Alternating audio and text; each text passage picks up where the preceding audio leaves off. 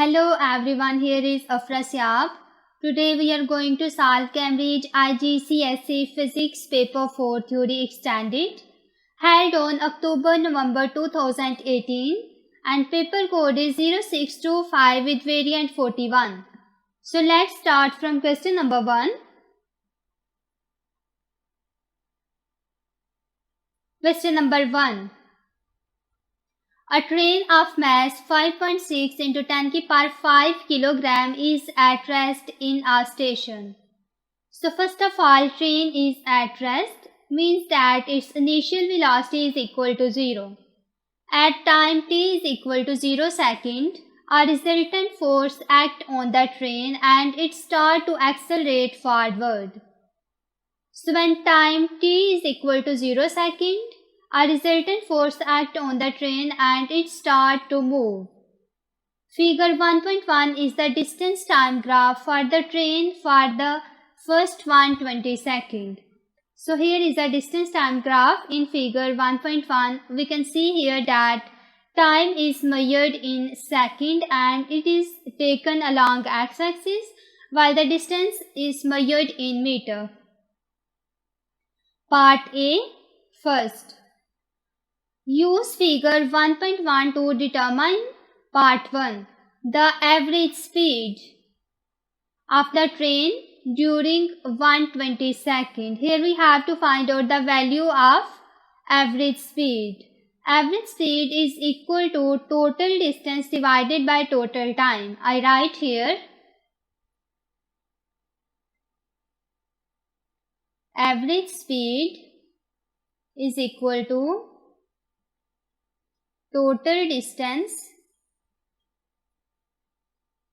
divided by total time. So first of all, here only the value of time is given and we have to find out the value of total distance from the graph. So going back to the graph,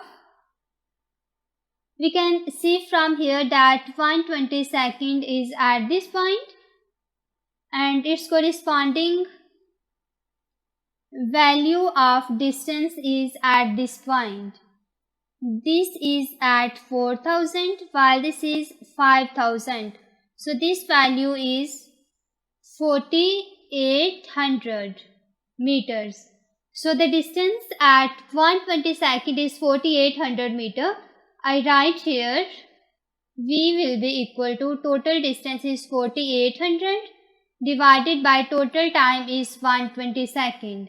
So the value of speed, that is average speed, comes to be 40 meter per second. So the average speed is equal to 40 meter per second.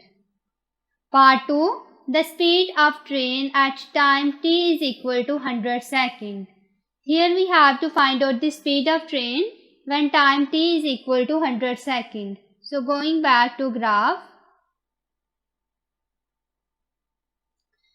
here is time, that is 100 seconds, and we have to find out its corresponding distance.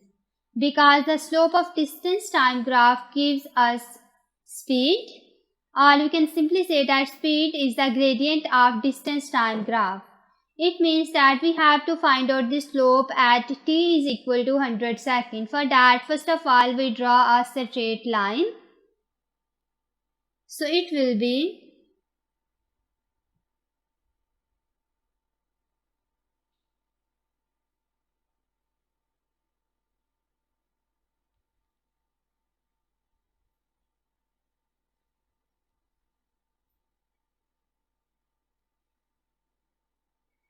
this line will be just like this. This line cuts the distance at 4800 meter and time at 40 seconds. This line is actually the tangent that we draw at time t is equal to 100 seconds. So I write here speed is equal to slope of distance time graph and it is equal to distance over time.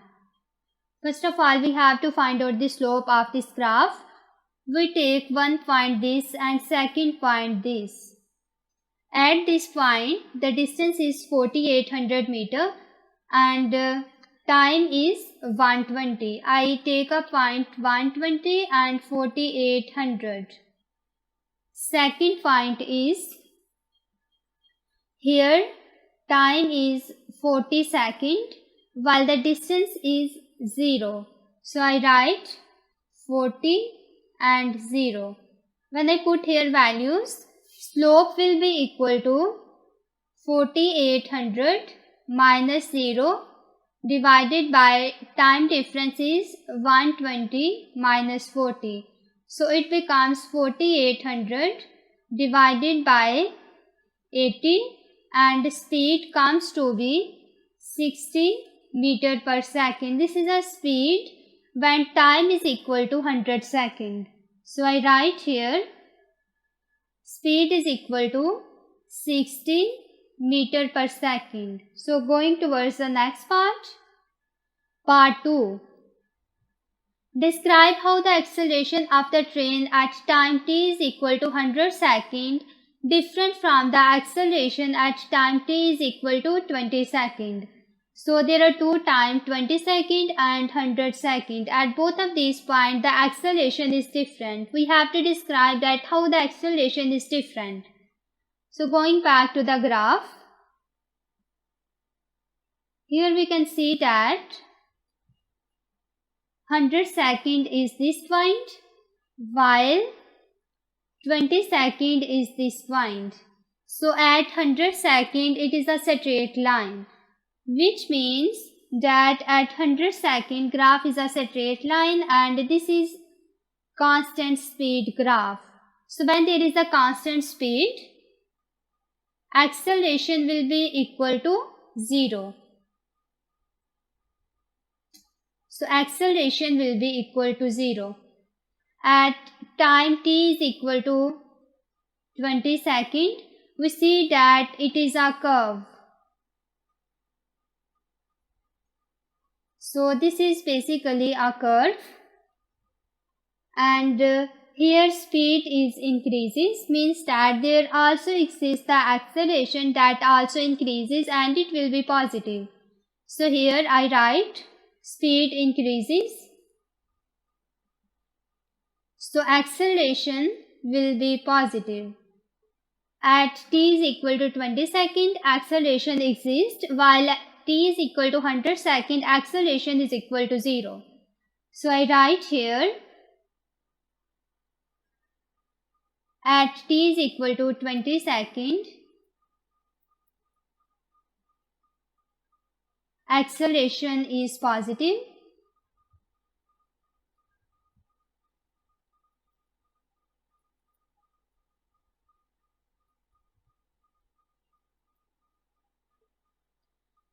And greater than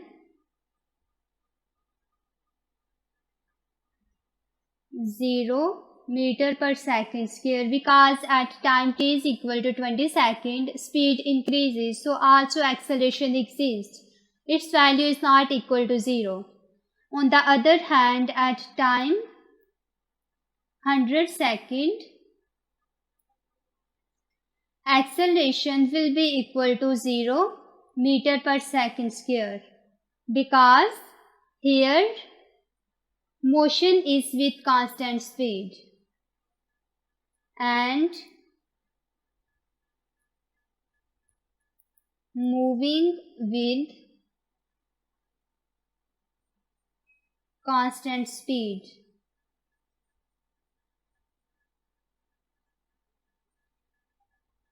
Part B. First, the initial acceleration of the train is 0.75 meter per second square.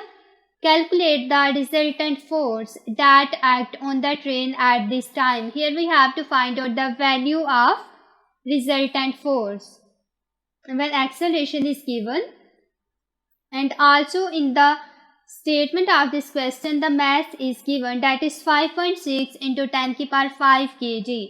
So by using Newton's second law of motion, we can find out the resultant force. I write here F is equal to ma, and we have to find out the value of F. It will be equal to, mass is given, that is 5.6 into 10 की power 5 multiply the value of acceleration is 0.75. So the force comes to be 4.2 into 10 की power 5 Newton. I write here resultant force is equal to 4.2 into 10 की power 5 Newton. Part 2. At time t is equal to 120 seconds, the train began to decelerate. State what is meant by deceleration.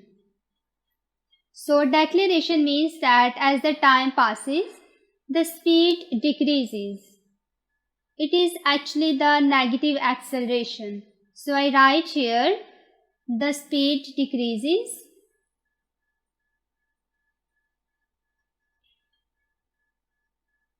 Our speed reduces.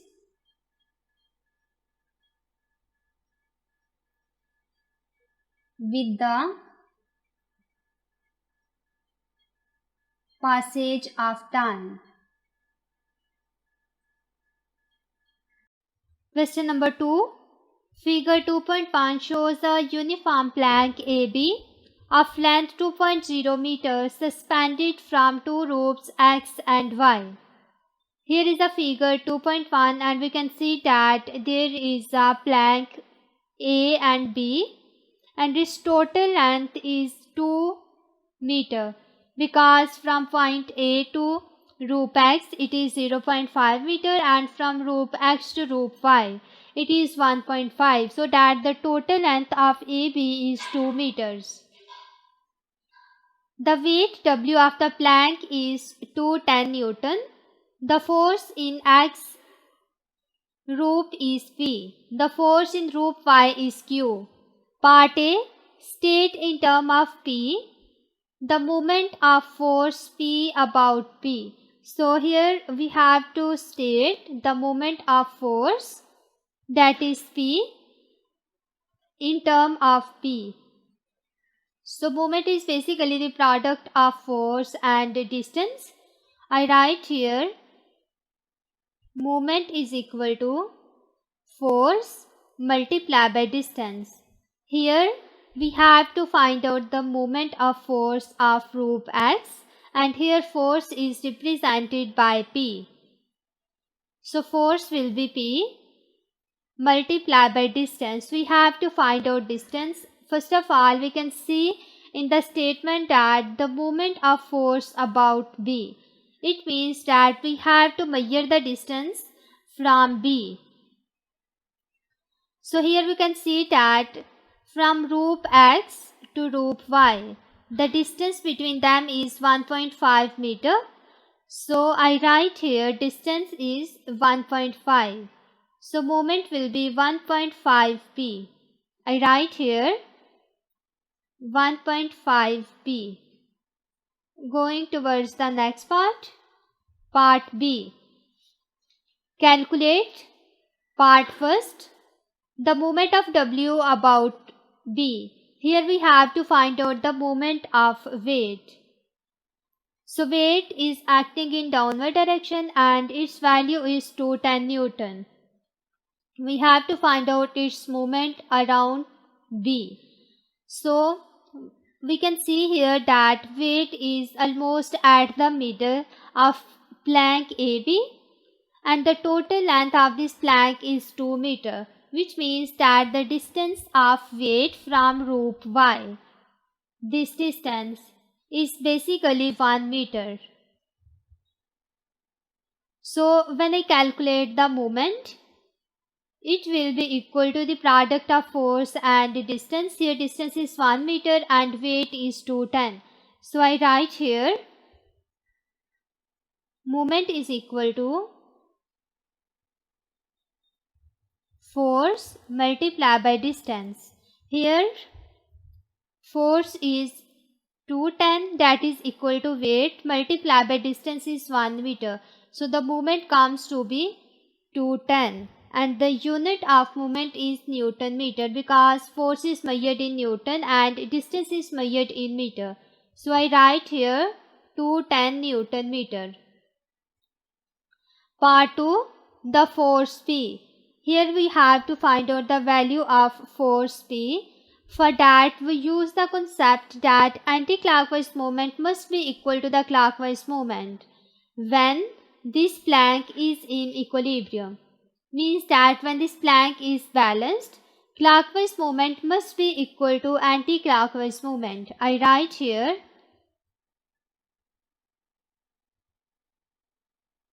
anti-clockwise moment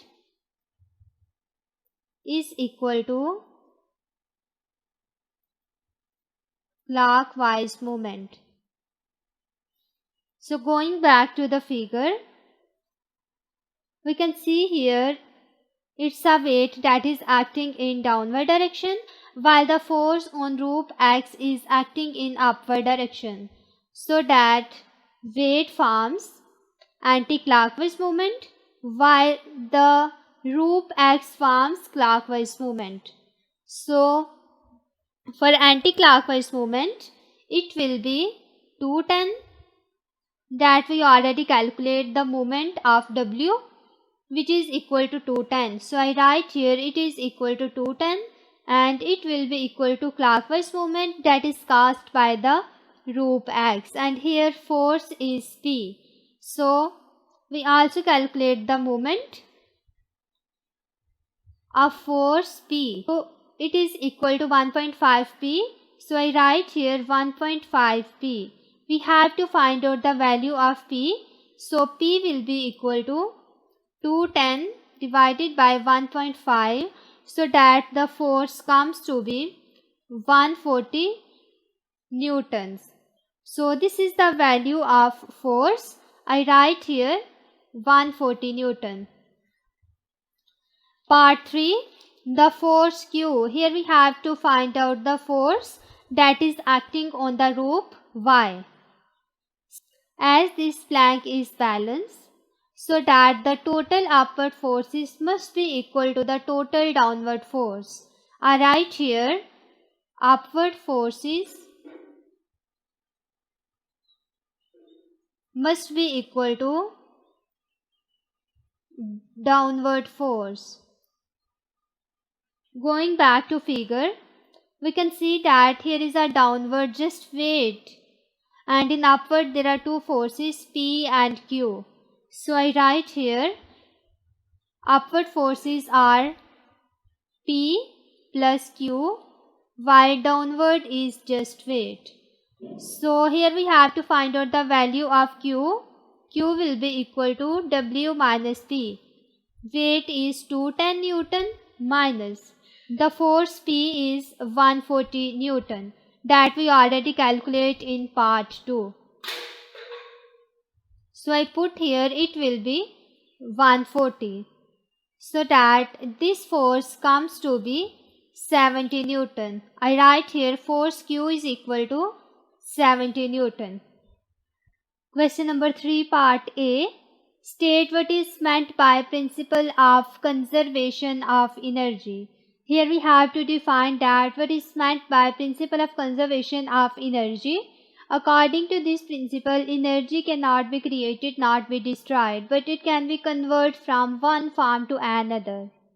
Or we can simply say that energy changes its form, but the total energy remains conserved. So I write here energy is never created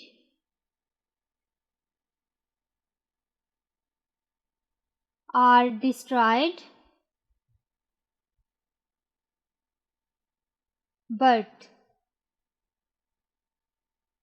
it can convert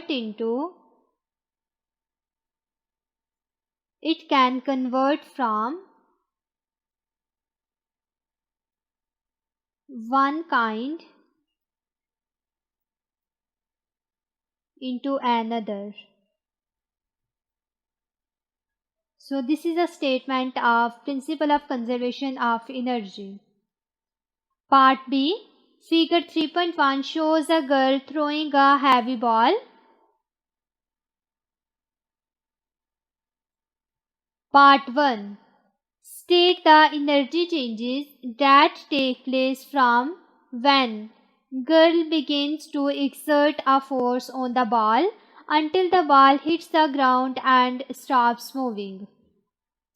So first of all, here is the chemical energy that comes from the muscles of this girl, and when she throws a ball, then there will be the kinetic energy of ball, and there will also be the heat energy and sound energy when it hits the ground. After that it comes to rest and it stops moving. So I write here, first of all, chemical energy from muscles changes into kinetic energy.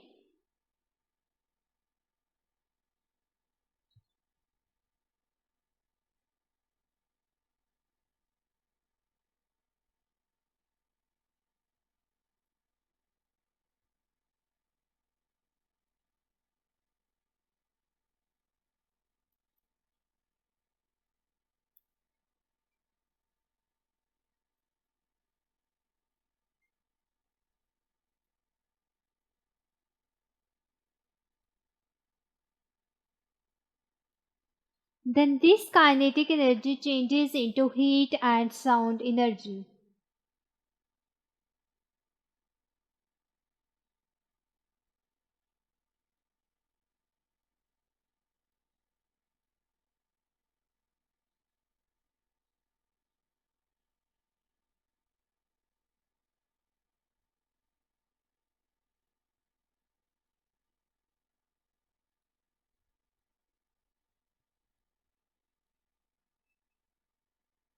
When ball hits the ground.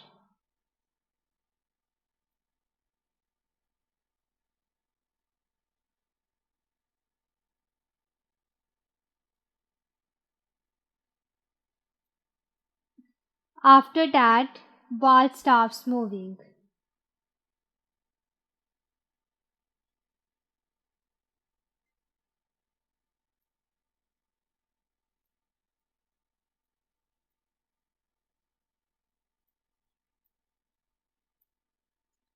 Part 2. The mass of ball is 4.0 kilogram. The girl exerts a force on a ball for 0.60 second.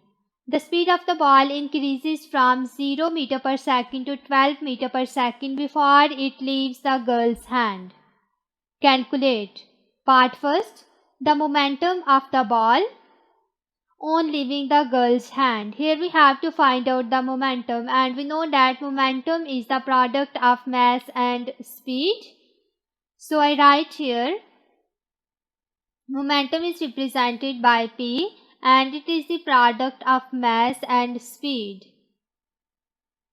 In symbolic form I write M cross V. So mass is given, that is 4.0 kilogram. 4.0 multiplied by the speed is, first of all, it is 0 meter per second and then 12 meter per second. So here speed will be 12 meter per second. So that the momentum comes to be 48 kilogram meter per second. The unit of momentum is kilogram meter per second, or it is also Newton second. So the momentum will be equal to 48 Newton second. Part 2. The average resultant force exerted on the ball. Here we have to find out the total force that is exerted on the ball.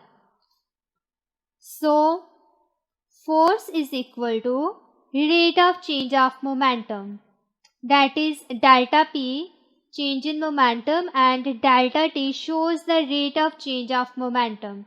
So change in momentum will be mv minus mu over time.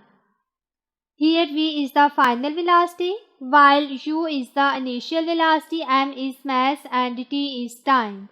So here we have to find out the value of average resultant force, which will be equal to, here mass is 4 multiplied by final velocity is 12 meter per second, minus, again mass is 4 kg, minus initial velocity is 0.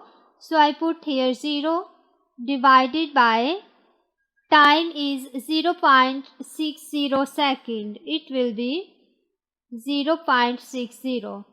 So it becomes as 48 divided by 0.60. So the force comes to be 80 Newton. The unit of force is Newton. So average resultant force will be equal to 80 Newton. Question number 4, part A. Figure 4.1 shows liquid in cylinder. So here is a figure 4.1 and there is a cylinder. Inside this cylinder there is a liquid. The depth of liquid is 10 cm and the radius of cylinder is 3.0 cm. The weight of the liquid in the cylinder is 2.5 Newton. Calculate the density of liquid. Here we have to find out the density. And we know that density is mass per unit volume. I write here density is equal to mass per unit volume. But here we are given weight. From weight we can calculate the mass. So I write here weight is product of mass and acceleration due to gravity. We need the value of mass. Weight is 2.5 Newton. It will be equal to mass multiplied by g value is 10. So 2.5 divided by 10, it will be equal to 0.25. So mass will be equal to 0.25 and its unit is kilogram. So this is the value of mass. We also have to find out the value of volume, where the radius of cylinder and the depth of liquid is given. So going back to diagram, volume is the product of area and height.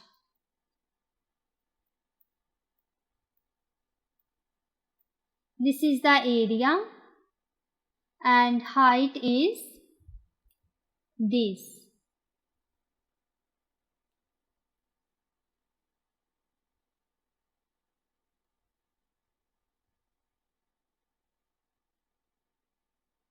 So first of all, area is pi r square multiplied by height. I write here 3.14, that is the value of pi, multiplied by radius is given, that is 3.0 centimeter. So it will be 3 square multiplied by height, that is the depth of liquid, it is 10 centimeter. So the volume comes to be 282.7 cubic centimeter, because here radius is in centimeter square and this depth or height in centimeter. So the volume will be 282.7 cubic centimeter. So here we can see that in the volume there are 3 significant figures. It is approximately equal to 283, so that there is 3 significant figure, and in the mass value here are 2 significant figure, that is 2 and 5. So we convert the mass into gram to match the number of significant figure. It will be mass is equal to 0.25 multiplied by 1000 gram. So it will be equal to 250 gram. Now I am going to put the values of mass and volume. Mass is 250 gram divided by volume, that we already calculate, it is 282.7 cubic centimeter.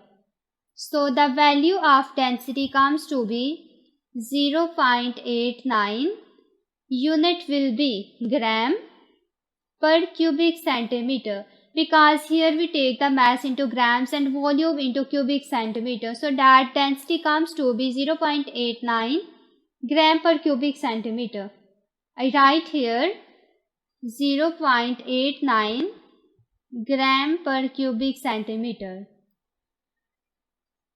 Next part, figure 4.2 shows a device that measures the pressure of gas supply. So here is a figure 4.2 and there is a device which is used to measure the pressure of gas supply. Part 1. State the name of this device. This device is basically manometer that is used to measure the pressure. So I write here it is manometer. Going towards the next part. Part 2. The difference H between the two levels of liquid is 2.0 cm. The density of the liquid is 800 kg per cubic meter. Calculate the difference between the pressure of the gas and atmospheric pressure. Here we have to find out the difference in pressure of the gas and atmospheric pressure. So this difference is represented by P and it will be equal to rho GH. Or we can simply write it as P is equal to P naught plus rho GH. So this P minus P naught is equal to rho GH. This P minus P naught is basically the difference between the pressure of the gas and atmospheric pressure. And I represent it with delta P, it is equal to rho GH.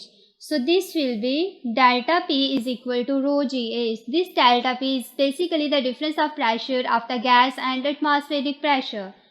So here density is given, that is 800, multiplied by the value of G is 10, and height is given, that is 2.0 centimeter. So first of all we have to convert into meters and I divide it by 100. It becomes 2 multiplied by 10 की power minus 2.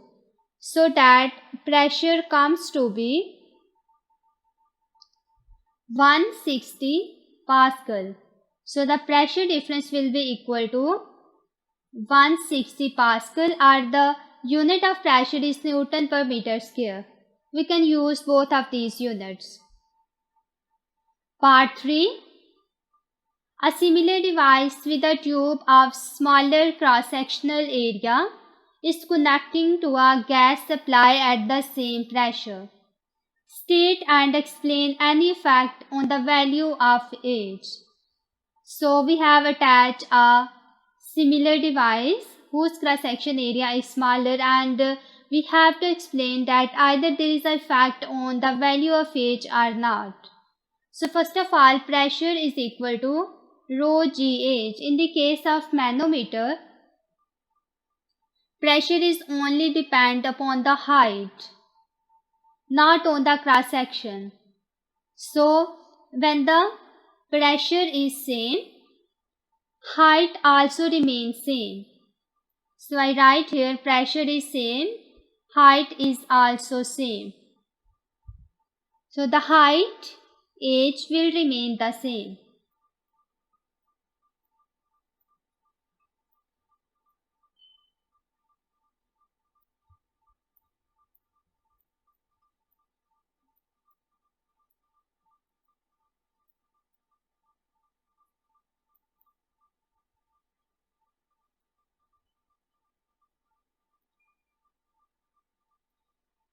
And the cross-section area does not affect the height of the liquid. So I write here the cross-section area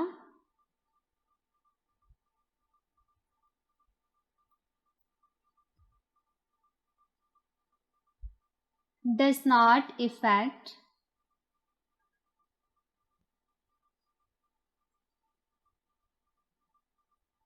the height difference of liquid.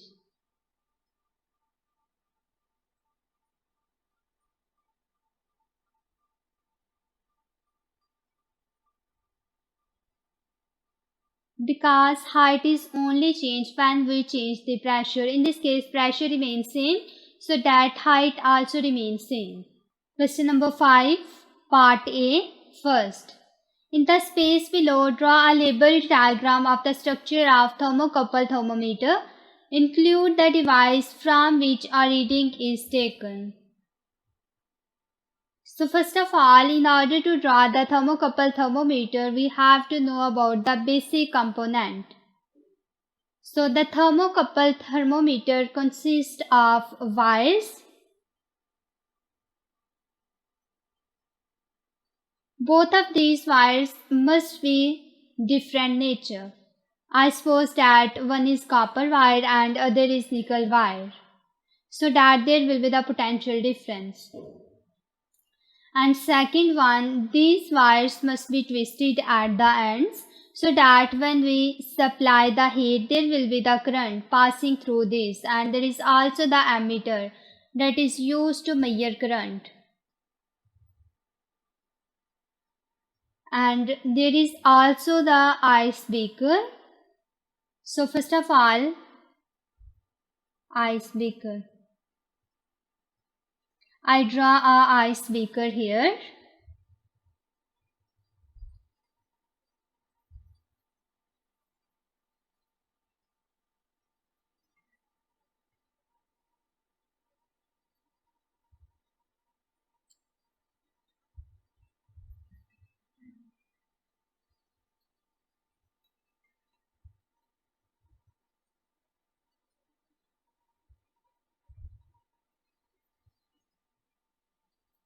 Inside this beaker there is a ice.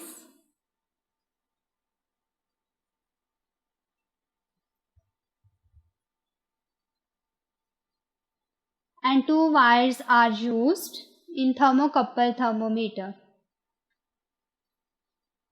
First is this wire and second wire.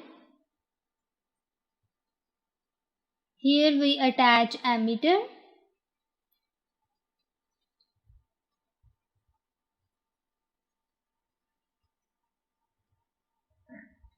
So both of these wires are twisted at the ends.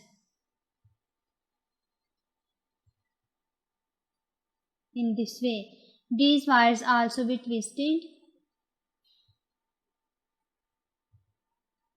I write here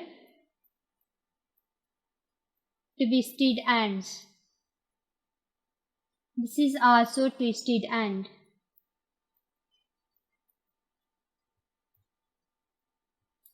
And this beaker is ice beaker.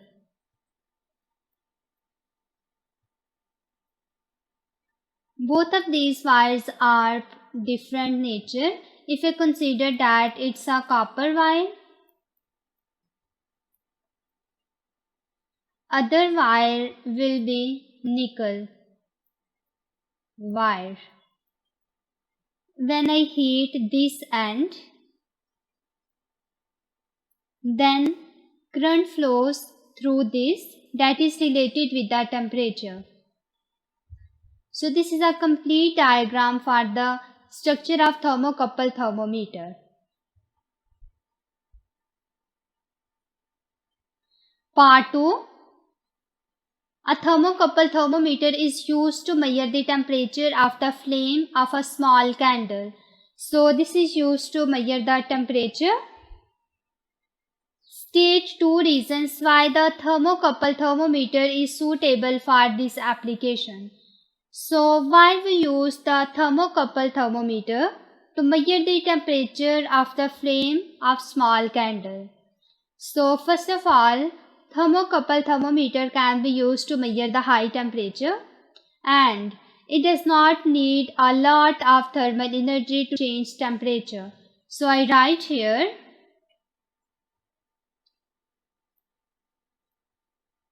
thermocouple thermometer does not need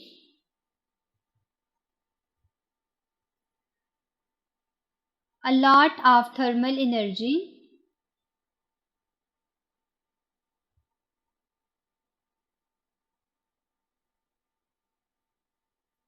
to change temperature.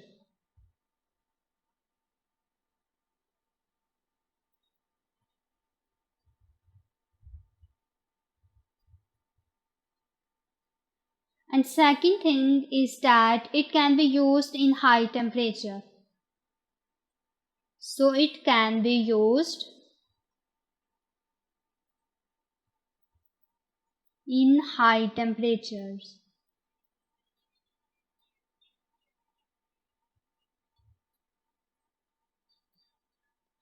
Part B. State and explain any effect on the sensitivity of liquid in glass thermometer of. Part 1. Reducing the diameter of the capillary tube. So first of all, here is a capillary tube.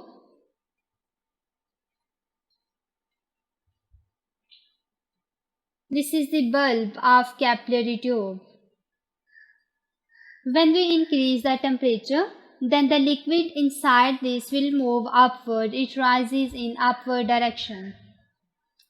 So here we reduce the diameter of capillary tube. So when we reduce the diameter of capillary tube, it will increase the sensitivity because small change in temperature will have larger change in level in the capillary tube. So I write here, it will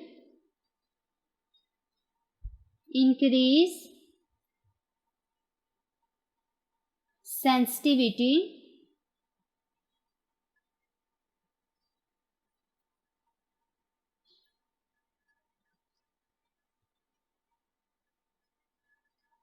as small change in temperature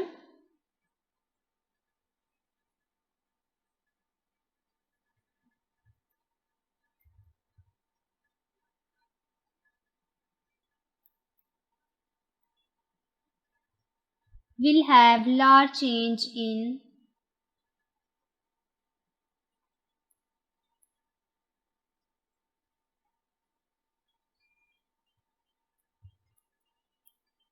the level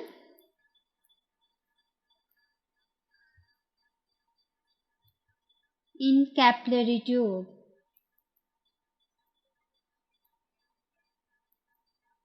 So that's why when we reduce the diameter of capillary tube, it will increase the sensitivity. Part 2. Increasing the volume of liquid filled bulb. So when we increase the volume of this bulb, then what will happen? It also increase the sensitivity because there is a expansion, because there is a large change in volume. So I write here, it will increase sensitivity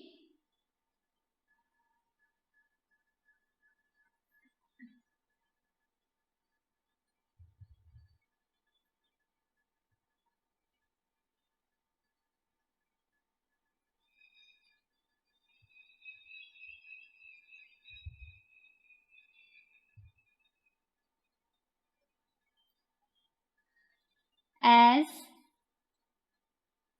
small change in temperature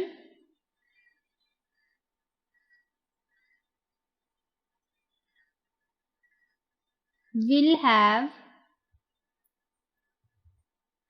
large change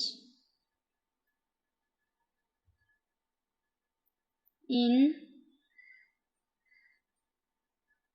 level in capillary tube.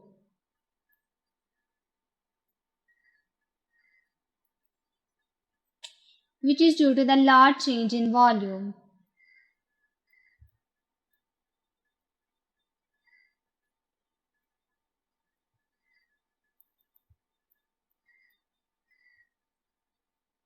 So when we increase the volume of the liquid filled bulb, there will be the increase in sensitivity. Question number 6. Part A. State three factors that determine the rate of evaporation of water. So first of all, we have to know about the evaporation. Evaporation is a phenomena in which the water molecules escape from the surface of water. Or we can simply say that the escaping of molecules from the surface is called evaporation. So, which factor can affect the rate of evaporation? First of all, surface area. Second one, temperature and the wind movement above surface. These three factors are used to determine the rate of evaporation of water. I write here surface area. Second one is temperature and wind movement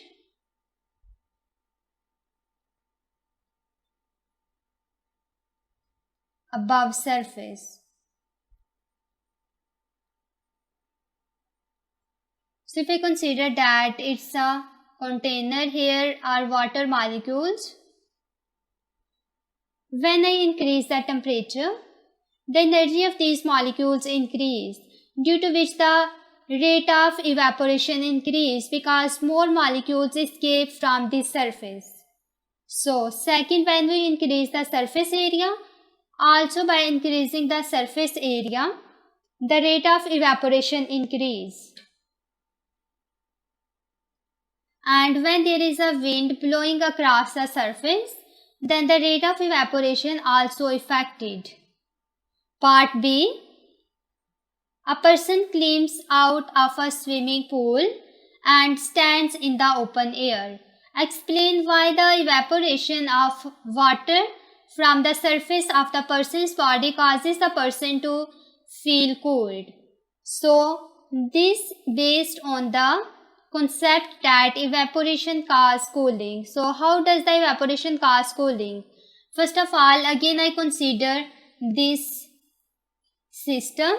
The molecules that have high energy escape from the surface, leaving behind the molecules that have low energy. So the molecules that remains here have the low energy. Low energy means that their temperature will also be less. So when there is less temperature, there will be cooling. So that's why evaporation causes cooling. I write here molecules with greater energy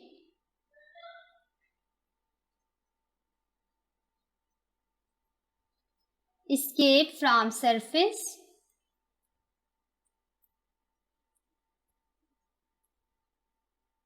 leaving behind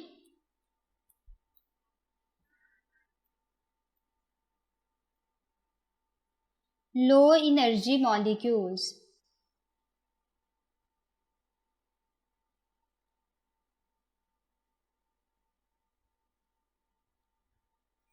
So the average kinetic energy of the remaining molecules decrease.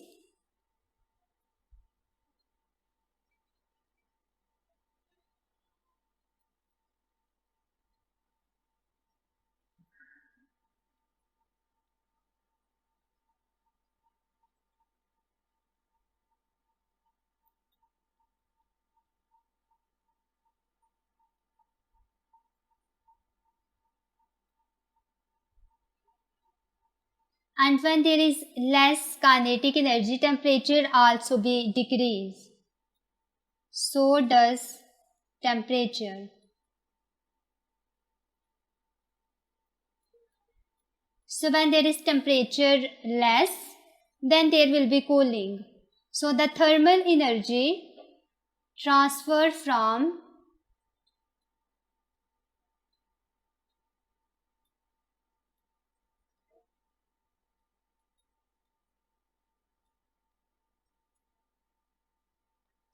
person's body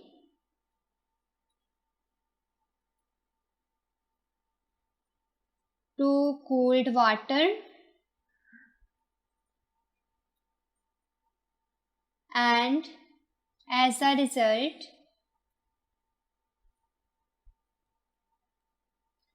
person feels colder.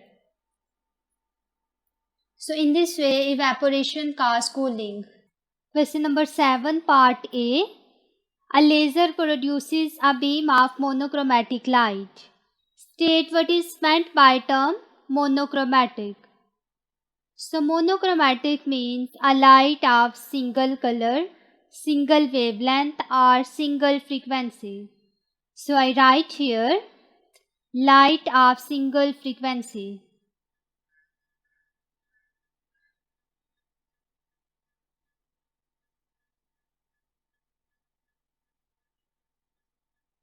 You can also write that light of single wavelength or light of single color. Part B. A wave in air is incident on glass block. Figure 7.1 shows the wavefront at the air glass boundary. The arrow shows the direction of travel of wavefront. The wave undergoes reflection and refraction at the air glass boundary. On figure 7.1, draw part first. The wavefronts of the reflected wave. Part 2. The wavefronts of the refracted wave. Here we have to draw the wavefronts of reflected and refractive wave. So going back to figure. First of all, we have to know about the reflection. If I consider that ray of light is coming and incident on this boundary, then first of all I draw here a normal.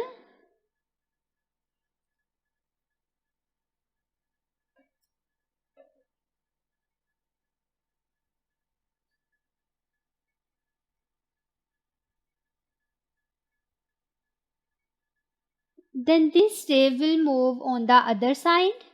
It means that it reflects in such a way that angle of incidence is equal to angle of refraction. So this is basically reflection. Here wavefronts are given that is incident on the air glass boundary, and we have to draw the wavefronts of reflected wave. So first of all I draw the normal on this wavefront.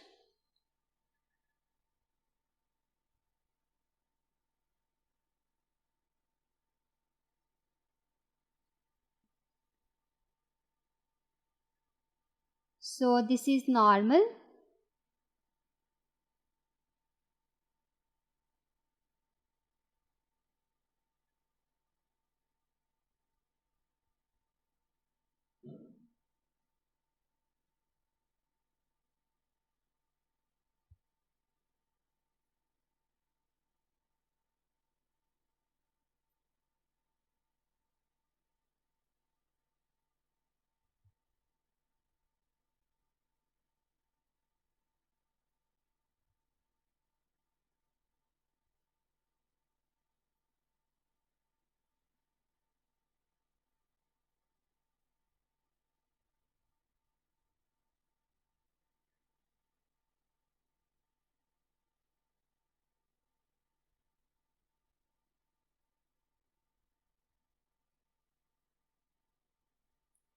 So all of these rays are the normal to the surface.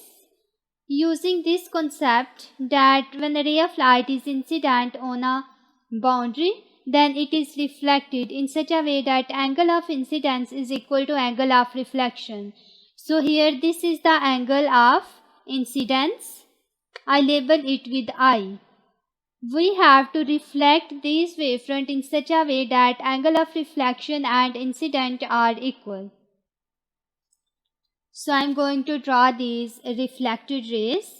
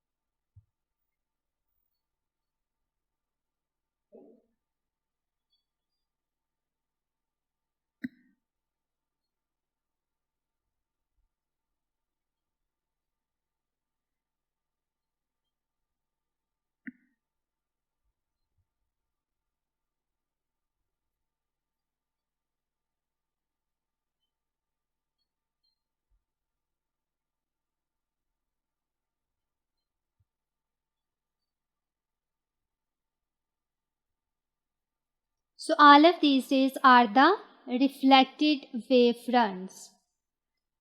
And when we have to label each direction, these are incoming rays,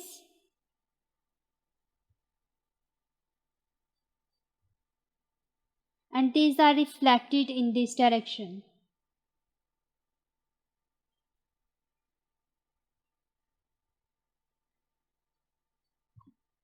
You can check that each reflected ray has an angle that is equal to angle of incidence. So in second part, we have to draw the wavefronts of refracted wave. So refracted wave, here we can see that wavefront enters from air into glass. Glass is a denser medium while air is a rare medium because the density of air is smaller as compared to glass. So when this wavefront falls on the boundary, then it will bend towards the normal because of the greater density of glass, and in the glass these wavefront will be slowed down. So when I draw their path, it will be just like this.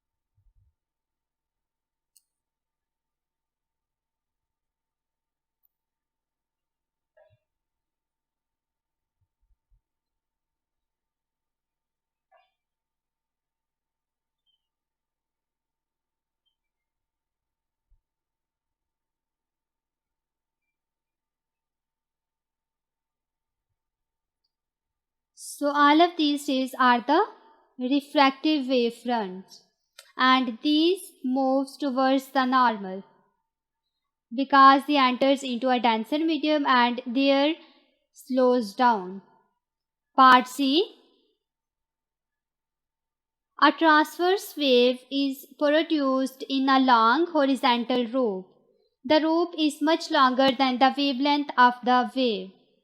The length of the rope is much longer as compared to the wavelength of wave. In the space below, sketch a diagram to show the appearance of the rope as the wave passing along it. Label two important features of the wave. So here we have to draw the transverse wave that is along a rope. So first of all, I use a ruler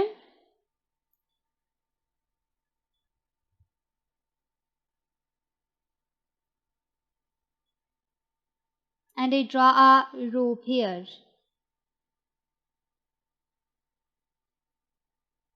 Now I draw wavefront that consists of crest and trough.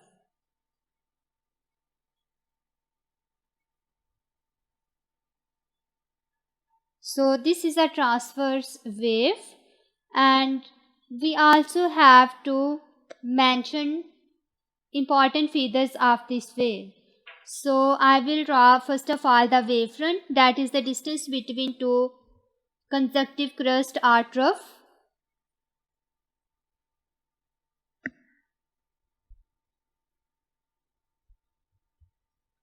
So this distance is basically equal to one wavelength.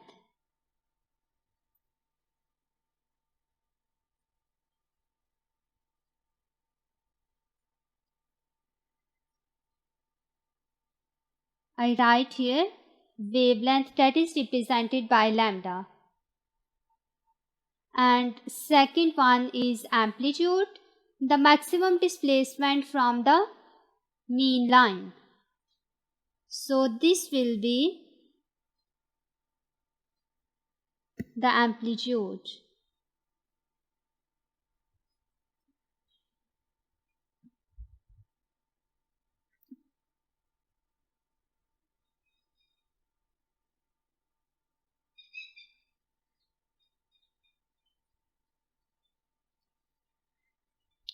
Both of these are amplitudes. I write here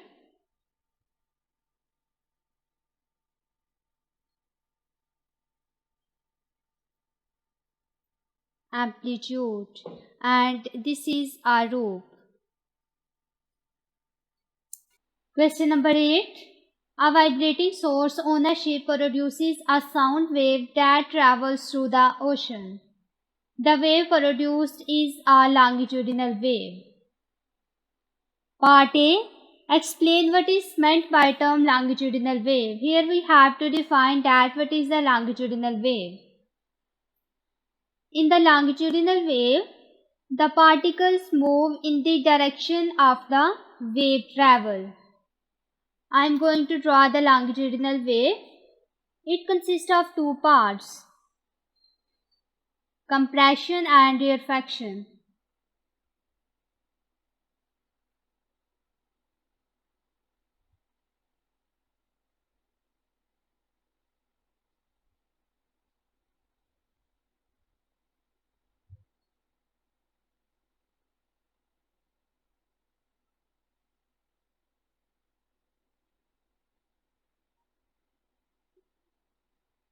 So this is our longitudinal wave. If there is a source of vibration and I produces a vibration left or right, and you can see here that wave travel in this direction. So both of these directions are parallel. So in the longitudinal wave, we say that the direction of motion of the particles, that is here, is in the same direction as the wave travel. So this is a longitudinal wave. And in this figure, we can see that longitudinal wave consists of two portions. One is compression and other is rarefaction. Rarefaction is a portion of wave where the particles are further apart from each other. There is a large distance between them. So this portion is basically rarefaction. While the portion where particles are closer to each other, it is compression. So I write here, in longitudinal wave,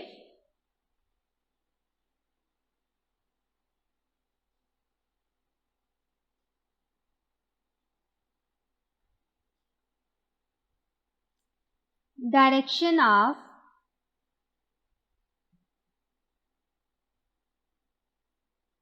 motion of particles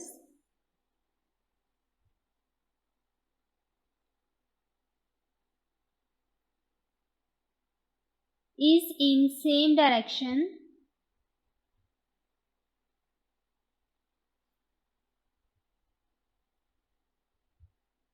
as the wave travel.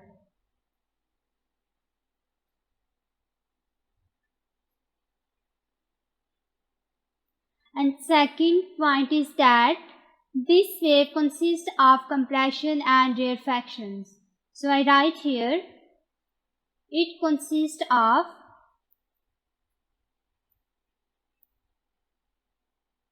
compressions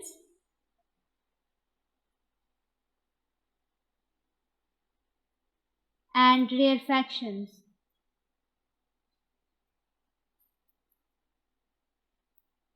Part B. The frequency of the sound wave is 800 Hz. Part 1. The speed of sound in air is 330 meter per second. State a typical value for the speed of sound in liquid. Here we have to define that what is the speed of sound in liquid. So I write here solid, liquid and gas. So this value is basically in air, and in air the speed of sound has values like 300, 330, 350 meter per second. In liquid the speed of sound is 1000 meter per second, and in solids It travels very fast at the rate of 500 meters per second. So the sound wave travels faster in solid as compared to liquids and gas. I write here the typical value for the speed of sound, that is 1000 meters per second in the liquid. Part 2. Using your values from B. Part first. Calculate the wavelength of the sound wave in the ocean. Here we have to find out the wavelength. We know that V is equal to F lambda, where V is the speed, F is frequency and lambda is wavelength, and we have to find out wavelength. It will be equal to V over F. So V is 1000 meters per second. We have take this value from the B part 1 divided by frequency is given 800 Hz.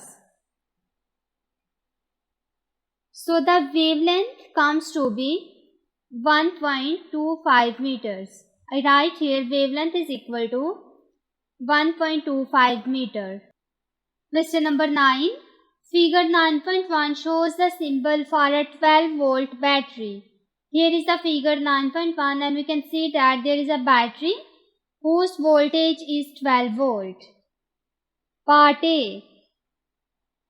Two lamps are connected in parallel with the battery.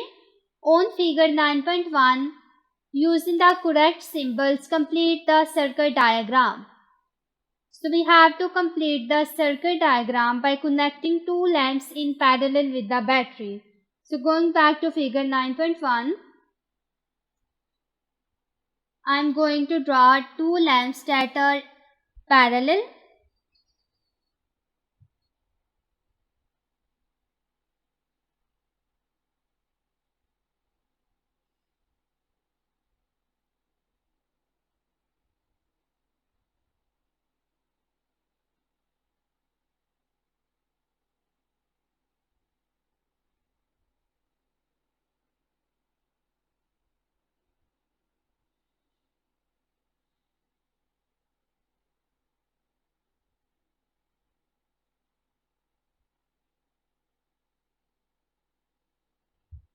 In this space, we connect a lamp and symbol for lamp is this.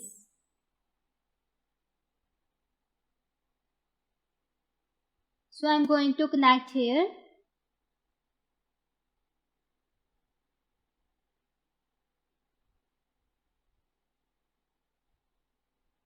Again I use a ruler and join these wires.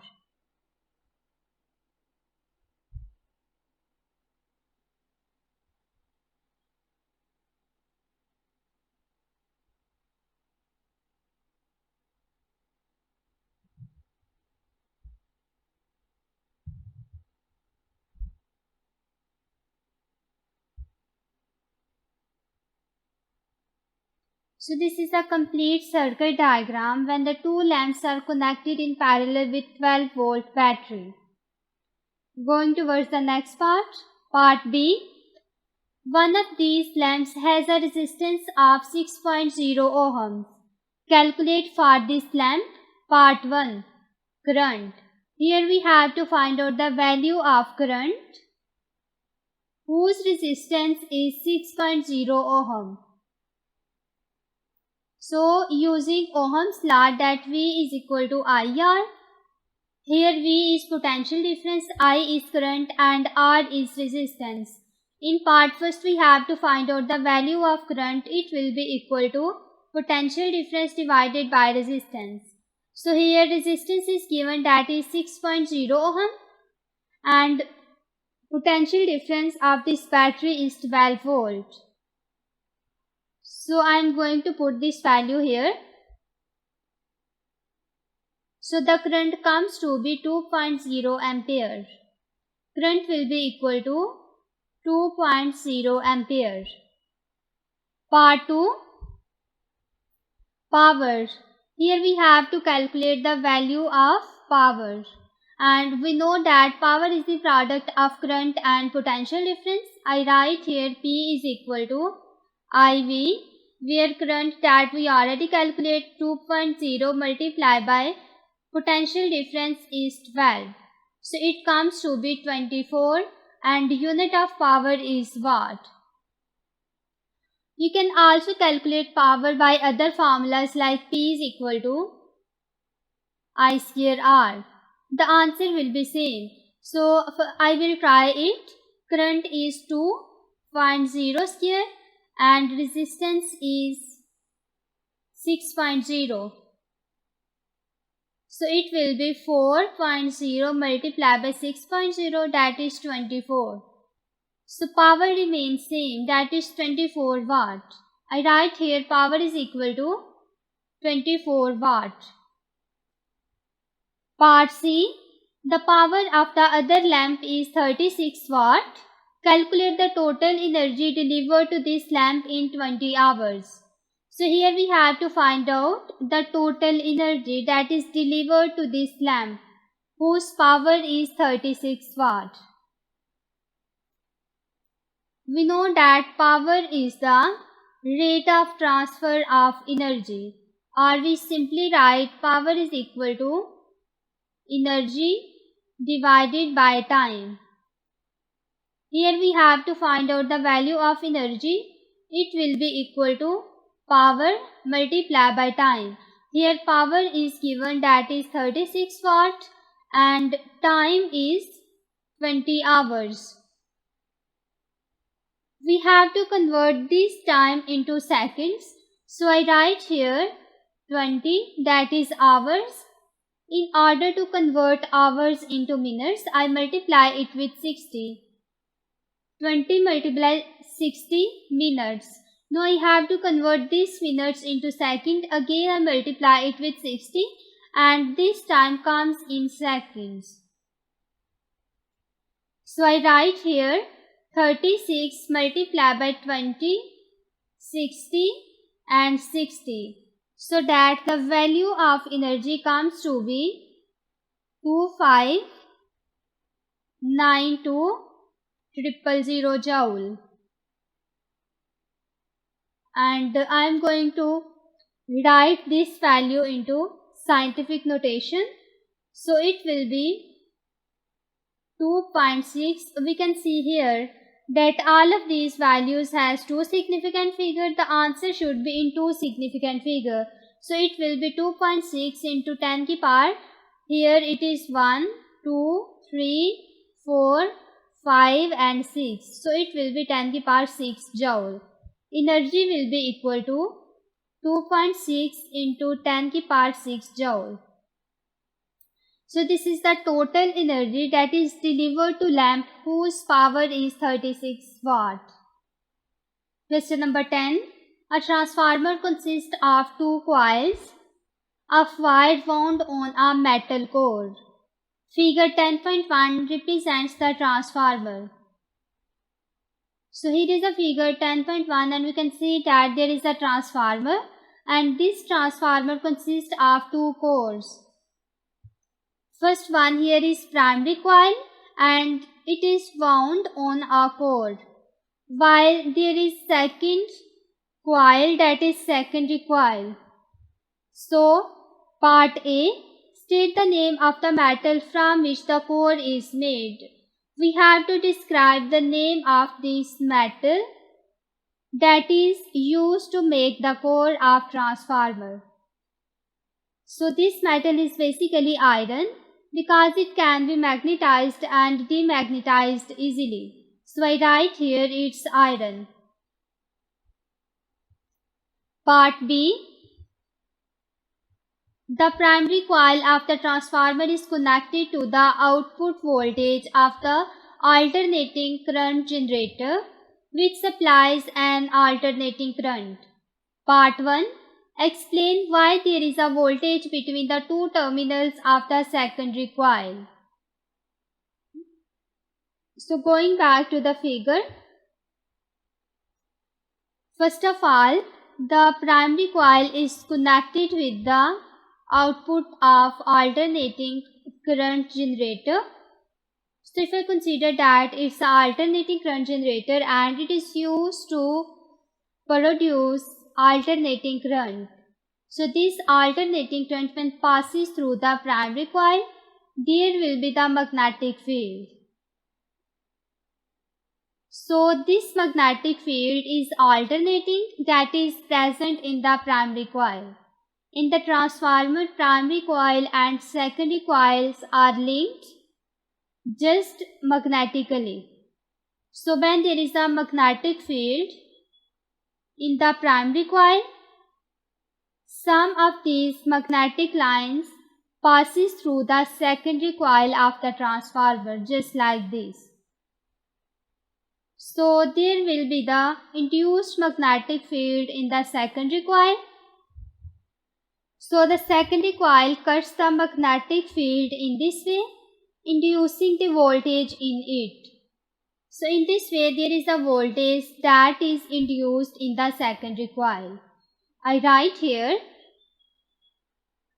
alternating current in primary coil,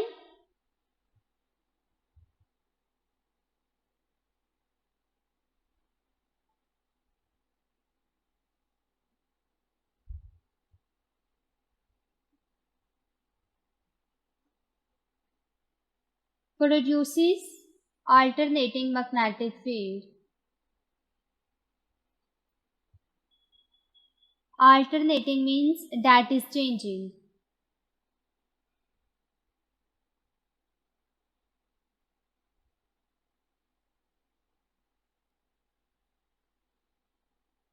This magnetic field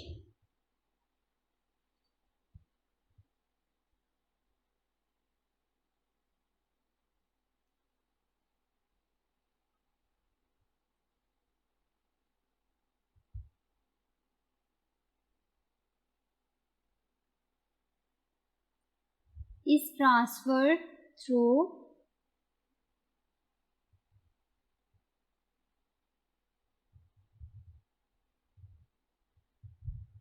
iron core and secondary coil.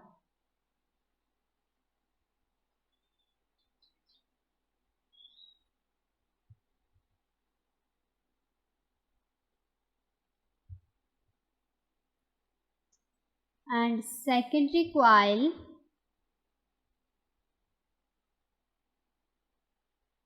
cuts magnetic field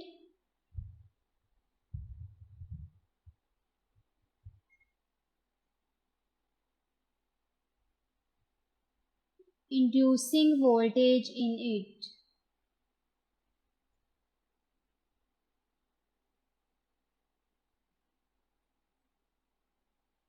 So in this way, there is a voltage between the terminals of secondary coil.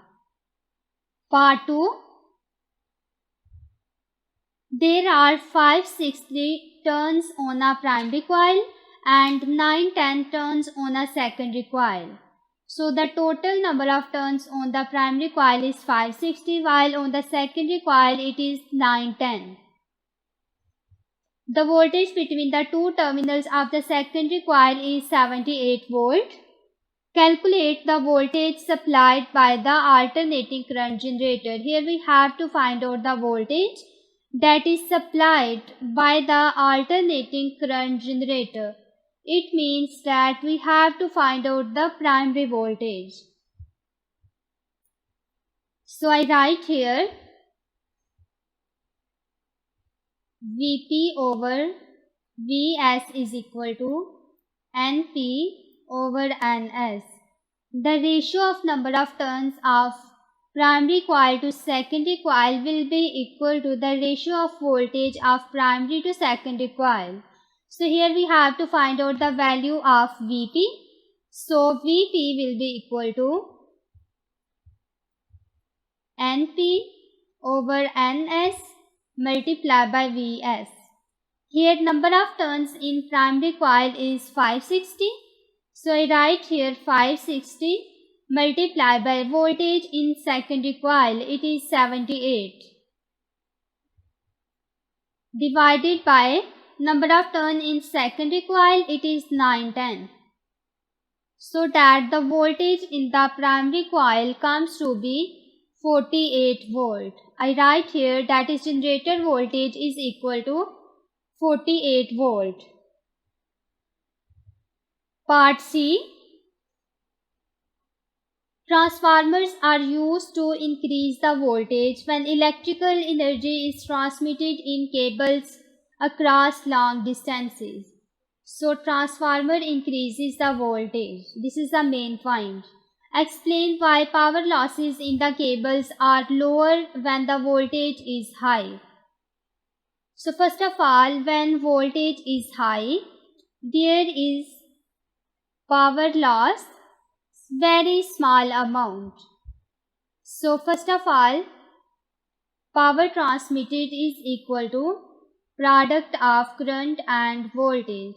So when the voltage is high, current will be small. And power loss is I square R. When current decreases, then power loss also be increases. So in order to reduce the power loss, we increase the voltage. So I write here power transmitted is equal to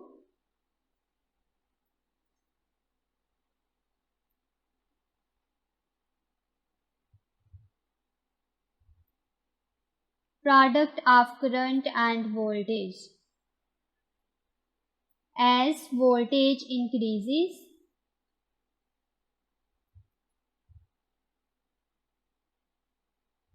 current decreases.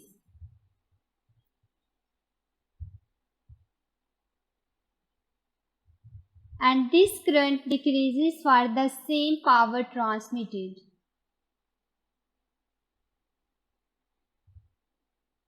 Because here power is constant.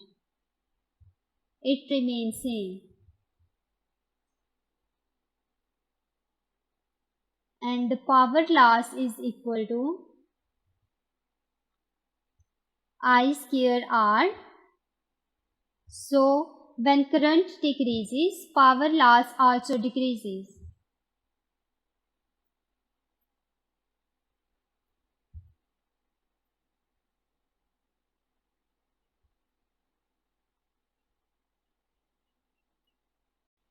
Question number 11, part A. Figure 11.1 shows a data about 9 elements. So here is a figure 11.1 and there are 9 elements. That is helium, lithium, beryllium, boron, carbon, nitrogen, oxygen, fluorine and neon. And their symbol are also shown. There are proton number in each of these elements.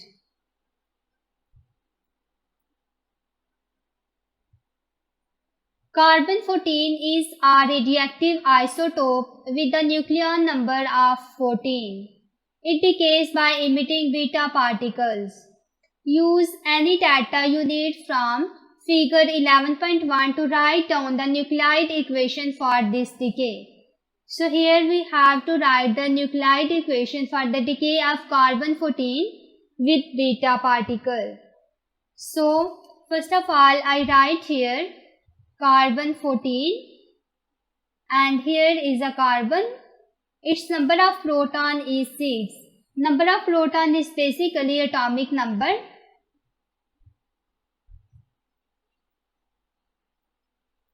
So I write here 6.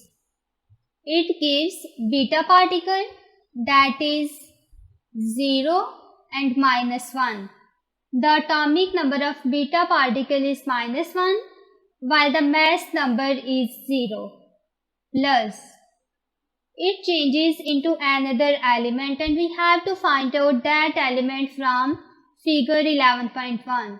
For that, first of all, I balance atomic number and atomic mass on both sides of this arrow. I write here, first of all, atomic number. On left hand side it is 6. It will be equal to -1 and I suppose that here is the element X whose atomic number is B. So I write here plus B. and I have to find out the value of B. It will be equal to 6 plus 1, that is 7. So this B is actually equal to 7. I write here atomic number is 7. Next we have to find out the mass number.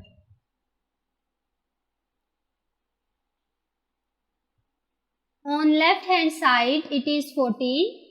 It will be equal to beta particle has mass number 0 plus A. So A will be equal to 14. So I write here A is 14. And now we have to search for the element whose number of proton is 7. And this is nitrogen. Its atomic number is 7. So I write here N. It means that carbon 14 undergoes beta decay and then it emits nitrogen. So I write this nuclide equation here, that carbon 14 and 6 changes into beta particle plus there is nitrogen, that is 14 and 7. Part B. A radioactive sample is placed close to a detector. The radioactive isotope in the sample has long half-life. The detector records a count rate of 597 counts per second. Figure 11.2 shows the read when different materials are placed between the radioactive sample and the detector. So there is material, first of all, sheet of paper. Second one is piece of thin aluminium and last one is piece of thin lead. And there are count rate per second. For a sheet of paper it is 602. A piece of thin aluminium has count rate 598, while a piece of thin lead has a count rate of 510. Explain whether any alpha particle, beta particle or gamma rays are emitted by the radioactive sample. So first of all, original count rate is 597 count per second. We see this one 602. This count rate is very close to 597. Also 598 is very close to 597. But 510 is very small as compared to 597. So alpha particle does not emitted by the radioactive sample. I write here no, because the count rate is increased within experimental accuracy when paper is placed between the source and detector. So I write here count rate is increased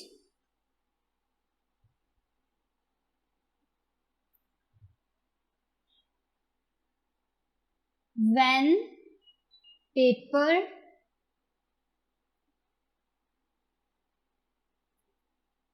is placed between source and detector.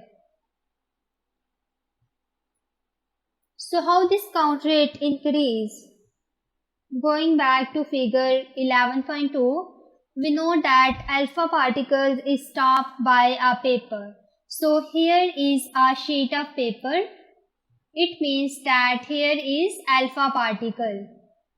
Beta particle is stopped by the piece of thin aluminium sheet. So it is beta. While last one is gamma rays, that is stopped by the piece of thin lead sheet. In the case of alpha particles, count rate is 602, that has increased. That's why alpha particle is not emitted by the radioactive sample. Similarly, for the beta particle, We can see here that it is stopped by the piece of thin aluminium sheet and its count rate is 598. So I write here no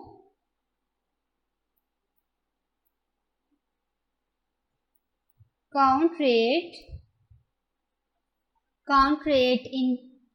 increased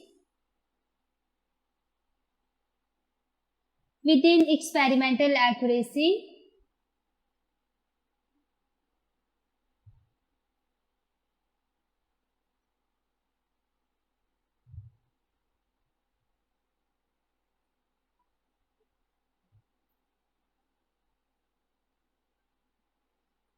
when a piece of thin aluminium is placed between source and detector.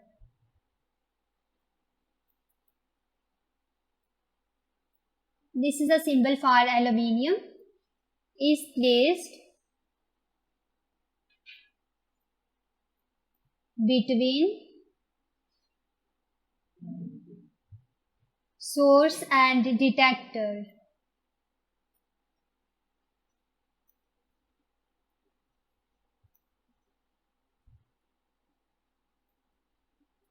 Last one is gamma rays. Going back to table, here is a piece of thin lead that is used to stop the gamma rays, and here count rate is decreased and its amount is 510.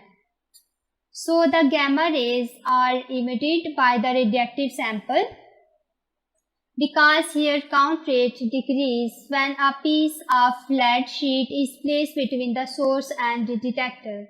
I write here yes, count rate is decreased